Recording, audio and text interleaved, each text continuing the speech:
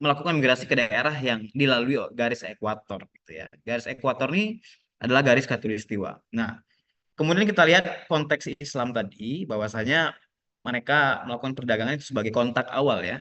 Which is sudah kalian gambarkan petanya, sudah kalian gambarkan komoditasnya, apa saja isi petanya ya. Baru masuklah itu proses Islamisasinya. Nah, bagaimana Islamisasi tadi, Pak? Mereka kan berdagang, Pak, ya. Mereka berdagang, tujuan berdagang. Tapi kenapa kok bisa jadi Islam gitu loh? Padahal kan tujuan mereka berdagang toh, ya enggak? Nah, tujuan mereka berdagang, tetapi kenapa kok bisa sampai menjadi orang Islam penduduk sekitar itu? Nah, kenapa?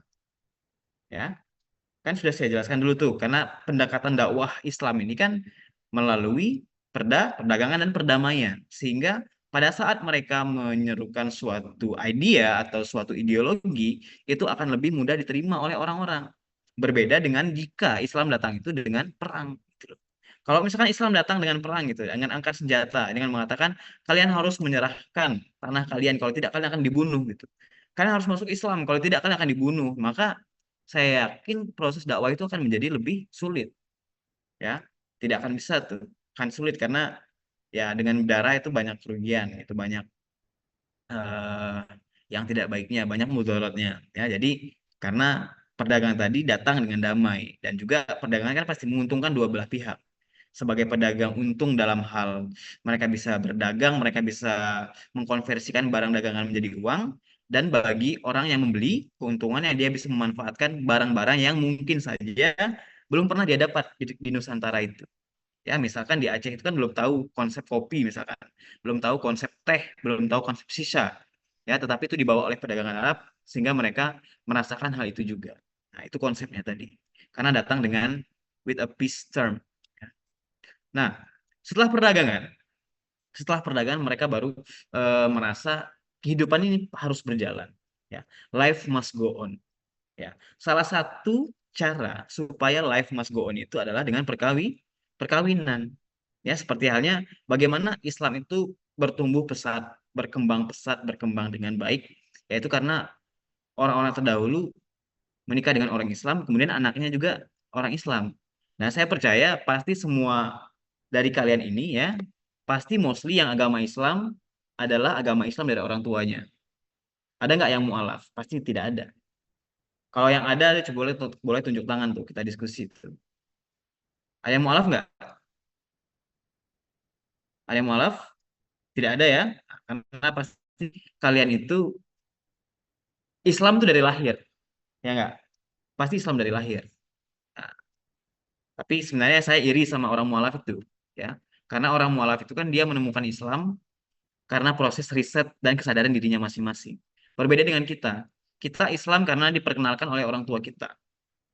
Jadi ibaratnya kita tidak memilih Islam tuh. Kita memilih Islam nggak? Enggak. Apakah Akil memilih Islam sebagai agama Islamnya? Tidak. Apakah Zaki memilih agama Islam sebagai agama dia sejak lahir? Tidak. Ya, karena kalian belum tahu konsep agama. Tetapi kan kalian diberikan pemahaman Islam itu oleh orang tua kalian. Nah, tergantung bagaimana kalian praktik Islamnya benar atau tidak. Nah, dari perkawinan tadi melahirkan anak, anaknya ikut Islam juga. Nah, berhubung berhubung di Indonesia kan suka beranak ya.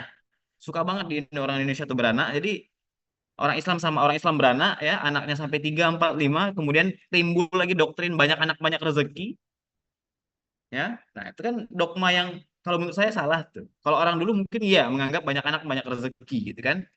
Jadi anaknya banyak, orang Islamnya jadi banyak. Tetapi mereka tidak menimbang ekonomi mereka tuh sebenarnya cocok nggak ataupun mereka tuh pantas nggak punya banyak anak. Sehingga banyak anak terlantar. Kita memang menjadi agama Islam yang terbesar di dunia, tetapi apakah kita bangga dengan hal itu? Kalau saya pribadi saya tidak bangga. Kenapa? Saya tidak bangga tuh karena melihat Islam sekarang tuh seperti diperjualbelikan, ya. Banyak orang yang mengaku agama Islam tetapi tidak secara praktik, ya. Mereka Islam itu secara de jure saja, secara administratif, karena Islamnya KTP. Tetapi apakah mereka menjalankan perintah Islam? Itu sebenarnya tidak. Seperti kita lihat ambil contoh ajaran Islam yang mengatakan umat Islam itu tidak boleh makan apa? Tidak boleh makan babi. Babi. Ya enggak? Nah, lucunya di Indonesia ini ya, di Indonesia ya, khususnya di Indonesia ya, mengatakan, ngapainlah kau sok suci banget gitu. Di dunia ini yang haram cuman babi. Ya, perhatikan. Minum alkohol, jalan. Korupsi, jalan. Mengambil hak orang lain, jalan. Berzina, jalan. Kemudian pada saat diajak makan babi, sorry bro, saya Muslim. Kan lucu tuh. Ya, capek-capek kita, saya saya Muslim, saya Muslim, saya Muslim gitu. Disuruh makan babi yuk. Ah gila bro, aku kan Islam gitu. Ayo kita mau nggak beli minum di ini, beli minum anggur merah. Ayo gas gitu. Ayo ajak pacarnya ke rental PS, nah dicium-cium pacaran situ kan. Nah itu kan berzina tuh. Tapi dia ajak makan babi, dia galak. Nggak mau dia makan babi. Padahal babi itu enak. Ah, itu tadi. Kalau kata teman saya yang beragama ini ya, katanya babi itu enak gitu. Lebih juicy gitu. Ya kan? Tetapi Islam sekarang tuh lucu gitu loh. Kita banyak lihat pejabat-pejabat korupsi, mengambil hak orang lain. Mereka menganggap dosa yang paling besar tuh makan babi gitu. Padahal dosa makan babi itu kita tinggal, ya mohon maaf, yang merugikan diri kita sendiri kan, ya enggak? Tetapi kalau korupsi, yang rugi siapa? Banyak orang gitu. Kalau kita berzina, siapa yang rugi? Orang tua kita juga rugi. Tetapi kalau makan babi, dosanya kita tanggung sendiri. Untuk orang Islam ya, ini untuk orang Islam ya. Nah, tetapi kenapa kita tuh seolah-olah menganggap makan babi itu adalah dosa paling tinggi? Ya, pada saat kita diajak minum minuman keras kita ikut. Kita diajak, ya bukan bukan kita lah, bukan kita ya, jangan kita ya, jangan kita. Ya, ada orang lain diajak mabuk mau, diajak minum anggur merah mau, diajak mengambil yang bukan hak dia mau, diajak memalsukan RAB ya, ini anak hima nih, memalsukan RAB, memalsukan apa namanya, stroke buka bersama kemarin kan, nah, yang harusnya harganya satu porsi itu 10.000, nah, di markupnya jadi 25.000 kan, nah kita nggak tahu tuh, itu jalan terus, berzina jalan terus, sama pacarnya pegangan tangan jalan terus, kemudian pas di saat diajak temannya ayo makan babi yuk kill, oh ya nggak bisa aku muslim gitu kan, atau siapa gitu, Asna makan babi yuk, nggak bisa saya muslim gitu, nah itu kan agak lucu. Nah itu tadi masalahnya melalui perkawinan, karena orang Islam itu tidak memilih Islam tuh karena keinginan dia, ya, karena dia memilih Islam karena dipilihkan oleh orang tuanya.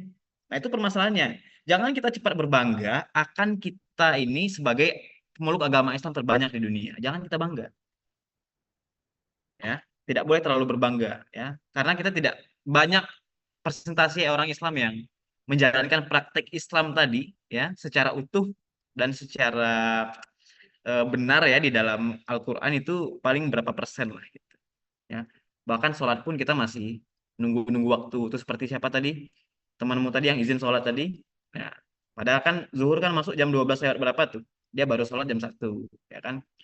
Nah jadi ya jangan terlalu berbangga akan predikat sebagai negara penduduk muslim terbanyak di dunia, it's a cliche lah ya. Jadi ya itu maksud saya seperti itu ya. Nah ini bagaimana konteksasinya dengan perkawinan tadi, bahwasanya iya betul ya, perkawinan ini menjadi salah satu faktor yang besar juga ya, karena kita lihat sensus pendudukan ditentukan dengan banyaknya orang. Nah, banyaknya orang ini ditentukan dari apa? Dari jumlah perkawinan. Ya, kan dulu kan belum ada KB tuh, belum ada keterangan 2 anak cukup ya. Jadi orang yang bikin anak terus, bikin anak, bikin anak, bikin anak gitu kan. Yang dicari tuh enaknya aja gitu. Tapi pas anaknya muncul, pas anaknya lahir, dia bodo amat. Gitu. Nah, itu lucunya di Indonesia tuh. Bagaimana cara kita mengontrol pertumbuhan penduduk tadi. Ya, ditambah lagi dengan mitos yang mengatakan banyak anak banyak rezeki. Nah, itu kalau zaman sekarang rasanya sulit banget. Ya, bukan berarti saya tidak mendukung punya anak ya. Bahkan di Islam pun kalian tuh tidak diwajibkan sebenarnya punya anak. Ya, menikah itu sebenarnya tidak diwajibkan. Tidak diwajibkan. Yang diwajibkan adalah pada saat kalian punya anak, kalian wajib untuk menafkahi dia. Itu baru wajib. Pada saat kalian menikah, kalian punya istri, untuk yang cowok ya. Kalian menikah, kalian punya istri nih. Nah, kalian wajib menafkahi. Tetapi tidak ada ajaran yang mewajibkan secara saklek kalian harus menikah. No. Ya, tetapi kalian diwajibkan pada saat punya tanggung jawab tadi. Baru menjadi wajib untuk menafkahi orang itu. Kamu menikahi perempuan. Perempuan tadi sudah dirawat oleh ibu dan bapaknya sampai bertahun-tahun. Ya, kemudian kamu pinang, kamu bawa ke rumahmu. Ya, maka kamu wajib untuk menafkahi dia. Ya, kamu punya anak, kamu sudah menikah, kamu punya anak. Nah, kamu wajib untuk menafkahi anakmu tadi. Kamu harus pastikan anakmu punya sandang dan pangan tadi. Nah, baru itu menjadi wajib. Menikah, mohon maaf, nggak punya anak karena kondisi biologis. Itu bukan dosa besar. Jangan dosa besar, jangan anggap itu dosa besar. Ya, banyak yang mengatakan momen Lebaran nih pada yang sudah menikah. Ditanyakan sama tantenya misalkan ya, Mas Dwi udah anak berapa gitu kan? Belum punya anak. Nanti dibilang, loh, udah nikah 5 tahun kok masih belum punya anak gitu kan? Kan lucu kan? Nah, mungkin kalian nih, posisi kalian kan masih kuliah tuh. Pada saat kalian Lebaran nanti, kalian akan bersiap tuh dengan pertanyaan kapan lulus mungkin. Ah, mungkin lama tuh, itu terlalu jauh ya. Mungkin ditanya berapa IPK-nya semester lalu. Ya kalau baik, ya kalau IPK-nya bagus. Kalau jelek gimana? Oke, sudah selesai. Kemudian kalian sempro. Setelah kalian sempro, kalian akan ditanya tuh, kapan lulus? Nah, udah mulai pusing kepala tuh ya. Dosen susah ditemui, ya, dosennya ngeyel, dosennya susah gitu ya. Setelah sempro, ya, akhirnya kalian lulus. Setelah lulus, lebaran berikutnya ditanya lagi, kerja di mana? Nah, setelah kerja di mana? Belum kerja. Mohon maaf tante, masih nyari kerjaan tante gitu. Loh, lulus udah 2 tahun, IPK-nya 3,8 kok masih belum dapat kerjaan? Akhirnya down lagi. Selesai dapat kerjaan. Sudah dapat kerjaan nih, dapat kerjaan ya. Misalkan dapat kerjaan, lebaran lagi ya, ditanya lagi, udah nikah belum? Belum tante, masih meniti karir tante. Loh kan kerjaannya sudah enak, nikahlah, segerakan nikah tuh kata dia. Masa mau jadi bujang lapuk sih? Itu tante tangani tante. Selesai, selesai. Akhirnya menikahlah di tahun berikutnya. Menikah di tahun berikutnya ditanyakan lagi di lebaran. Kapan punya anak? Tanya lagi. Belum tante, masih masih masih mau berdua aja dulu tante. Ih sayang loh umurnya udah berapa, harusnya udah punya anak tuh. Takut nanti istrinya menopause loh katanya. Oke selesai gitu. Kalau misalkan kalian punya tante yang kayak gitu, tanya balik aja gitu ya. Dwi kapan punya anak? Tanya balik tante kapan mati gitu. Kan selesai gitu kan. Karena saya pun sebenarnya harus bersiap, saya harus prepare dengan pertanyaan-pertanyaan itu. Ya, bayangkan saya sudah dosen gitu ya. Sudah sekitar 4 tahun saya jadi dosen, saya belum juga menikah. Saya akan menghadapi pertanyaan-pertanyaan itu. Dan saya harus menyiapkan pertanyaan counternya tadi. Nah, salah satunya itu, tante kapan mati tante? Kalau mati nanti kabar-kabarin gitu ya. Karena kan masih banyak orang-orang yang jujur seperti itu ya. Yang merasa pertanyaan dia itu harus dijawab gitu nah. Dan jawabannya harus sesuai dengan inginnya dia. Dan itu salah ya. Kira-kira begitu ya. Jadi, tapi jangan pula karena ucapan saya kalian jadi takut untuk lebaran ya. Jangan pula pas lebaran kalian ngumpet di kamar gitu. Jangan sampai ya. Yang harus ngumpet itu saya, bukan kalian ya. Karena saya belum menikah juga. Karena bahkan adik saya aja mau nikah tuh, bayangkan loh. Adik saya tuh kelahiran 99, udah mau nikah dia. Berbeda dengan saya tuh, entah. Nggak tahu lah ya. Tetapi itu kehidupan ya. Karena kita akan selalu dihadapi dengan pertanyaan-pertanyaan yang menyebalkan. Kita lanjut ya. Oke, next pendidikan ya. Setelah perkawinan, melahirkan anak, ya anak tadi sudah meranjak dewasa gitu kan. Kemudian supaya sufi-sufi ini, kemudian orang-orang Islam perdagangan ini merasa dia harus menurunkan ilmu Islam dia tuh ke anak murid. Gitu. Caranya dengan apa? Dengan pendidikan. Ya, diajarkanlah ilmu agama, diajarkanlah baca Iqra, diajarkanlah baca Al-Quran, diajarkanlah ayat-ayat pendek, ya, dimasukkan ke pesantren. Ya, saya juga dulu lama tuh di pesantren, pesantren kilat. Jadi kalau kalian diskusi sama saya tentang agama, saya bisa, karena saya lama di pesantren ya. Nah, jadi pendidikan tadi juga berperan penting dalam proses Islamisasi di Indonesia ya. Karena kita lihat maraknya sekolah-sekolah Islam ya di Pekanbaru misalkan ya di Indonesia seperti pesantren, kemudian sekolah Islam ya dan lain-lain itu menjadi proses dakwah yang memang betul-betul mengambil sektor akidah ya. Bukan bukan hanya dari dulu saja, tetapi masih berlanjut sampai sekarang. Ya, jadi urutannya itu yang tiga ini adalah perdagangan, perkawinan, dan pendidikan. Nah, setelah pendidikan apa lagi kira-kira? Tasawuf. Setelah pendidikan apa lagi kira-kira? No, itu bukan tasawuf. Coba. Apalagi kira-kira? Nurzuzila, Politik coba. ini Apalagi Nurzuzila setelah setelah pendidikan Nurzuzila. Kan kita kan anggap Islamisasi ini sebagai hierarkis loh, sebagai proses sistematis, ya kan? Tidak mungkin ada perkawinan sebelum ada perdagangan gitu loh. Tak mungkin banget tuh. Gak mungkin orang Arab itu datang ke Indonesia untuk kawin, tidak.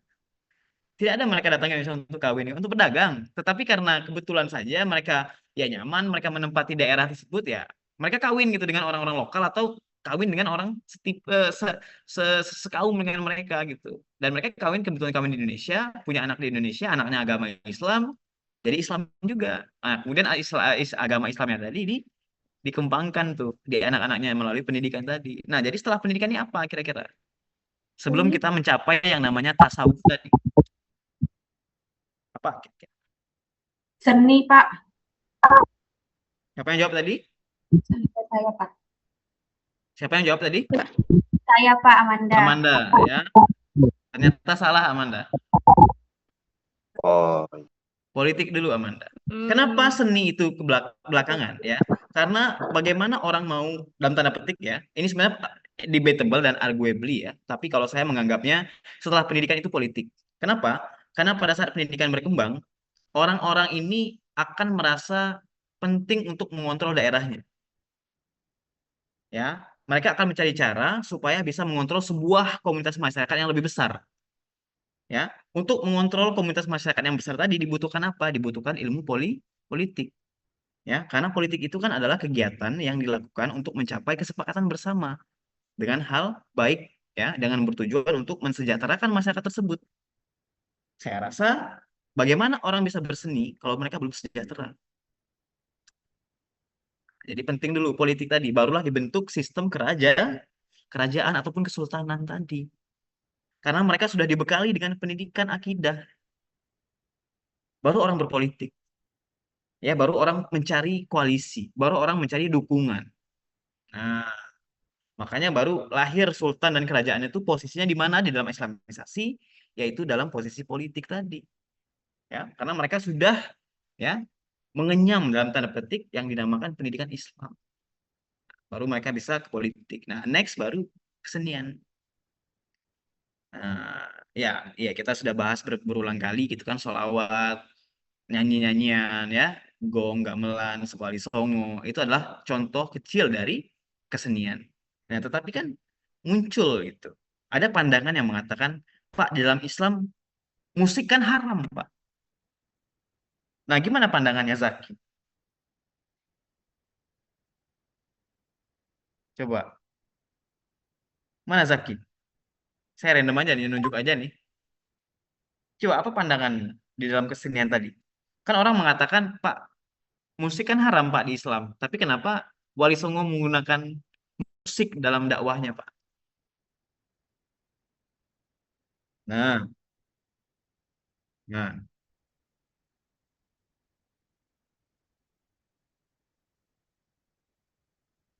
betul.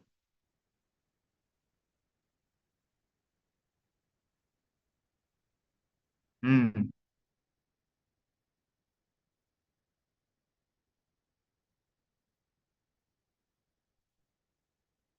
hmm. Kemudian,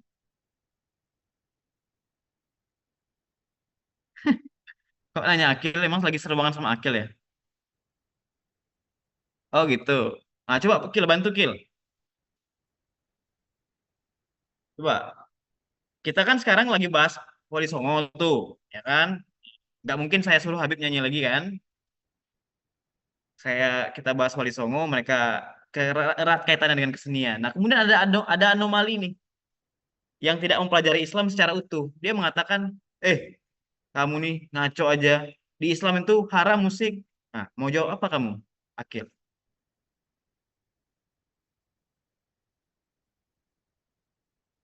Mau jawab apa kamu, Kil?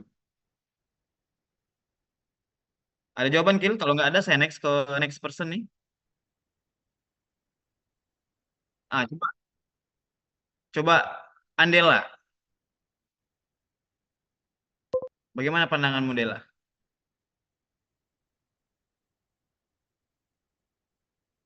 Nggak ada suara. Oke, kita next ke Habib coba. Itu Pak, lewat. Agak kamu kelamaan kamu. Ya cobalah, cobalah. Coba Dela, Dela. Ada pandangan nggak Dela dulu coba.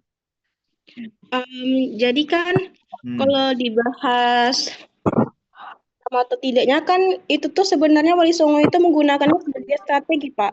Hmm. Karena seperti yang dibilang Zaki tadi, Hmm. karena nggak mungkin lah Wali Songo ini langsung menyampaikannya itu secara spontan. Sedangkan pada saat itu tuh masyarakat Hindu-Buddha itu sangat kental dengan keseniannya Pak, seperti wayang-wayang dan lain-lainnya. Dan disinilah Wali Songo ini memanfaatkannya itu sebagai strategi dan dakwanya secara perdamaiannya dengan baik. Kenapa?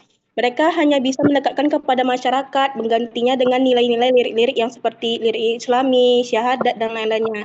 Jadi menurut saya kalau misalnya dibahas bukan menghalalkan yang haram Kak, tapi itu menggunakan kearifan lokal itu sebagai strategi Islam Tauhid itu dengan sukarela supaya masyarakat lebih bisa menerimanya dengan sangat baik Pak. Wih, langsung terdiam tuh yang nanya tuh pasti tuh. Oke, coba Habib. Jadi gini Pak, kalau pandangan Islam mengenai lagu dan juga kesenian itu banyak yang salah kaprah Pak. Sebenarnya Islam itu tidak sekaku itu Pak. Jadi Islam itu mengenai lagu ini tergantung lagu itu dia digunakan untuk apa. Nyanyian itu digunakan untuk apa. Toh zaman keemasan Islam saja yang menemukan tangga lagu aja orang Islam. Masa yang seperti itu dilarang dalam Islam, diharamkan. Jadi dalam konteksnya itu tergantung lagu itu dipakai untuk apa. Kalau istilah kata seperti Wali Songo ini, lagu itu disampaikan untuk sebagai sumber dakwah, sebagai sumber edukasi dan segala macam itu sah-sah saja. Jadi kalau lagu itu digunakan istilah kata menyampaikan hal-hal yang haram atau cuma untuk melalaikan suatu ibadah, itu baru dikategorikan sebagai haram, Pak. Ya, ada lagi? Nur Zila tadi tunjuk tangan. Baik Pak, kalau menurut saya pandangan tentang musik ini yaitu karena pada zaman dahulu Wali Songo itu menggunakan beberapa metode pendekatan Pak, salah satunya dengan kesenian. Nah, dalam kesenian ini mereka menggunakan lagu-lagu itu untuk memperkenalkan nilai-nilai Islam. Nah, seperti yang dibilang Habib juga, lagu yang dibilang haram ini yaitu lagu yang mengandung unsur-unsur jelek gitu, unsur-unsur yang membawa kepada keburukan. Karena kebanyakan orang Indonesia selalu mengecap kalau dibilang lagu itu haram, semuanya dicap haram, padahal itu tergantung isi lagu itu apa gitu. Misalnya kalau lagu tentang Islam, tentang nilai-nilai Islam, ya nggak mungkin kita mengharamkan hal yang Iya, baik gitu. bener. Kan yang haram kan cuma babi nggak? Di Islam Indonesia kan yang haram cuma babi. Masa lagu dipermasalahkan? Lucu banget kan? Coba Zaki ini masih tunjuk tangan ya. Raise hand Zaki.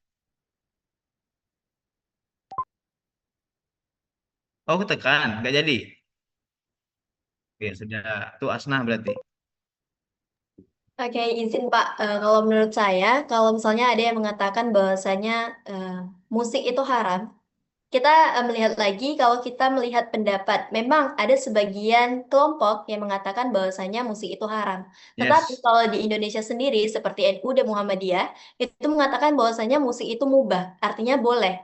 Selagi dia tidak mengandung hal-hal yang berbau negatif atau liriknya mengarah ke hal-hal yang tidak baik gitu. Jadi selagi lirik atau lagu musik itu sendiri mengajak ke hal kebaikan, maka itu diperbolehkan. Karena Ya, zaman dahulu tuh dikaitkan dengan hal-hal seperti zina, khamar, minum alkohol gitu musik Pak. Makanya ada sebagian kelompok ini mengatakan bahwasanya musik itu haram. Sekian Pak. ya. Oh ya, saya saya apa namanya ya? Nggak nyangka bisa kalian bisa menjawab seperti itu. Saya sebenarnya nggak nyangka. Saya nggak expect ya. Tapi ya it's a good act from you guys. Jadi saya senang juga mendengarnya gitu kan. Karena kalian bisa melihat dari kacamata tuh bukan hanya dari satu kacamata saja ya, tetapi bisa melihat dari berbagai macam kacamata. Nah, kalau saya melihat di sini, Islam itu sebenarnya tidak melarang musik tadi ya. Kalau di zaman sekarang, bagaimana musik itu menjadi haram? Karena isi dan konten di dalamnya ya, tergantung apa pesan yang ada di dalam musik tersebut. Seperti halnya konsep, janganlah kita melihat siapa yang menyampaikan pesan tadi, ya, tetapi lihatlah pesan apa yang disampaikan. Ya, konsepnya sama seperti lagu tadi.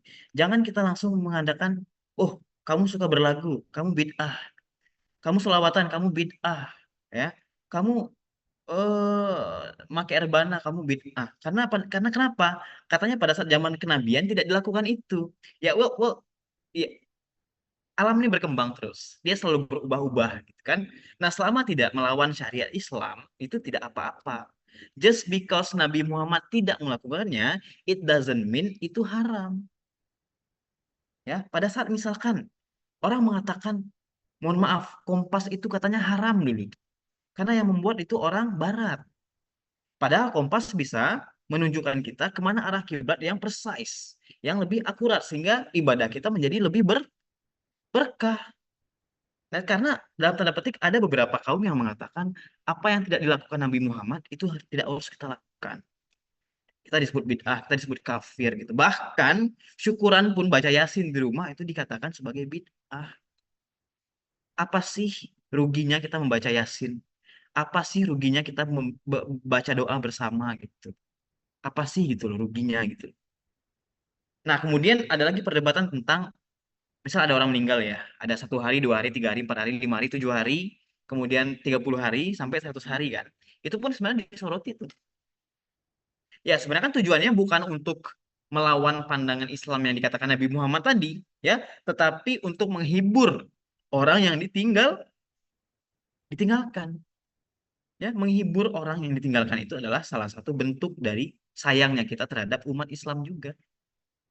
Nah, jadi jangan sampai kita tuh melihat hanya dari satu kacamata saja. Nah, terkait dengan musik ini juga, ya, jangan sampai kita melihat musik ini sebagai bentuk yang tidak dilakukan di zaman kenabian, no. Tetapi kita lihat pesan di dalamnya, ya, seperti sifat-sifat Allah gitu ya, lagu wujud kinabako mukhalafatul hawadisi itu kan memang dilakukan, tetapi kan isinya apa? Pesannya sampai, ya, ya kecuali lagunya ya lagu-lagu eksplisit gitu, lagu-lagu. Ya banyak lagu luar negeri ya terutama ya pakai kalimat fucking good, fucking bla bla bla bla bla bla gitu ya. Nah, itu kan menjadi yang tidak bagus dicontoh gitu ya. Nah, mungkin saja itu yang dianggap sebagai haram tadi ya. Bukan dengan lagu yang dikombinasikan dengan nilai-nilai Islam. Kalau misalnya kita katakan lagu dalam kombinasi Islam itu adalah haram, berarti lagu Opik nggak ada dong. Lagu Tombo Ati nggak ada dong. Lagu mohon maafku ampun ampunan na na na na na na na na na na na na Maulana Maulana itu jadi hak tuh ya kan kalau misalkan kita melihat kacamatanya satu saja gitu. Bayangkan tuh Opik dia nggak laku tuh lagunya tuh lagu Tombo Ati tahu kan Tombo Ati ono limo perkorone kaping siji na na na na na na itulah pokoknya ya.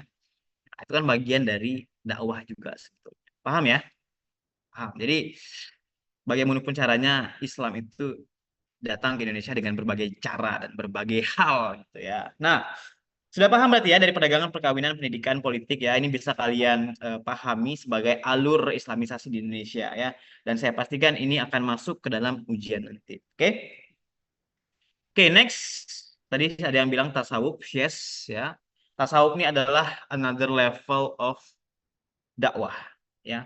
Karena apa? Karena mereka sudah merasa ini tasawuf ini artinya sufisme ya, sufi tahu ya. Sufisme itu adalah pada saat orang ini mencapai level keagamaan dan level makrifat yang sudah jauh ya. Sehingga Islam yang diajarkan dan juga diterapkan ke dalam dirinya itu merasa bukan dari bagian kepercayaan lagi, tetapi bagian dari arah dan pandangan hidup. Sehingga dia menganggap Al-Qur'an itu bukan hanya sekedar peraturan dan sejarah saja ya, tetapi the way of life. Ya enggak? Ya. Nah, kemudian kasusnya saya melihat nih di zaman sekarang, orang-orang yang merasa dia sebagai sufisme, orang-orang merasa sebagai ustadz yang betul-betul agama Islamnya itu tinggi banget daripada orang-orang seperti kita, ya. Seperti contohnya ada di daerah saya tuh, di daerah Taman Karya, ya. Ada perdebatan tentang toa masjid. Nah, ya. Toa masjid ini permasalahannya ya betul-betul banyak di mana-mana ya. Petugas masjid, marbot masjid ini yang merasa karena dia tinggal di masjid ya. Karena saya tinggal di masjid, saya itu lebih paham agama daripada kamu. Karena saya tinggal di masjid, ilmu agama